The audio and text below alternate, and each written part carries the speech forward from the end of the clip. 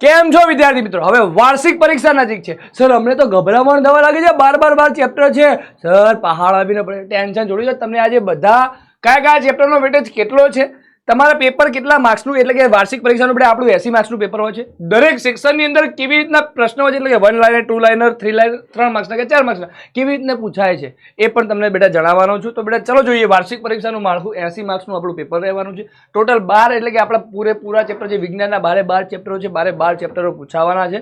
આનો દરેકનું વેટેજ બેટા જોઈ લઈએ. તો આપણે પહેલા જો મેં તમને કીધું એમ કે ભાઈ જનરલ વિકલ્પ સહિત આનું 109 માર્ક્સનું પેપર હોય છે અને ટોટલ 80 માર્ક્સનું હોય છે.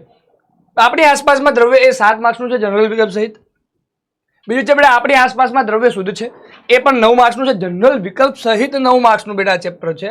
આગળ બેટા જોઈએ પરમાણુ અને અણુઓ, એ બેટા 9 માર્ક્સનું છે જનરલ વિકલ્પ સહિત કહું છું. વિકલ્પ વગરનું 6 માર્ક્સનું છે.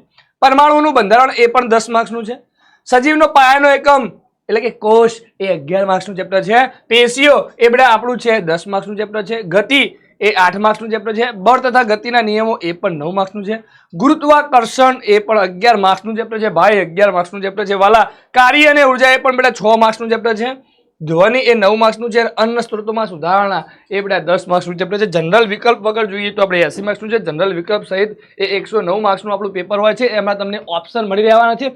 સેક્શન એ આપણો 1 લાઇન એટલે કે હેતુલક્ષી છે, જે 24 માર્ક્સનો હોય છે. એમાં તમને કોઈ પણ જાતના ઓપ્શન મળવાના નથી, એ પણ જોઈ લે બેટા. એ સેક્શન એ આપણો એટલે 1 થી જે 24 પ્રશ્ન છે એ આપણા બેટા સેક્શન એ ની અંદર એટલે કે 24 પ્રશ્ન પૂછાવાના છે 1 લાઇનર, જેમાં તમને blanks, MCQs, true and false અને 1 માર્ક્સના જે પ્રશ્નો છે તમારા પૂછાવાના છે. આ 24 માર્ક્સમાં તમને કોઈ પણ જાતનો ઓપ્શન મળવાનો નથી. ફરજિયાતપણે તમારે બેટા 1 લાઇનર જે છે તૈયાર કરીને જવાના છે. 25 થી 37 એ બેટા તમારા 2 માર્ક્સના પ્રશ્નો, ટોટલ 13. એમાંથી તમારે 9 એટેમ્પ કરવાના હોય છે, એટલે કે 9 લખવાના હોય છે. એ દરેકના 2 માર્ક્સ એટલે કે 9 દુ 18 માર્ક્સ.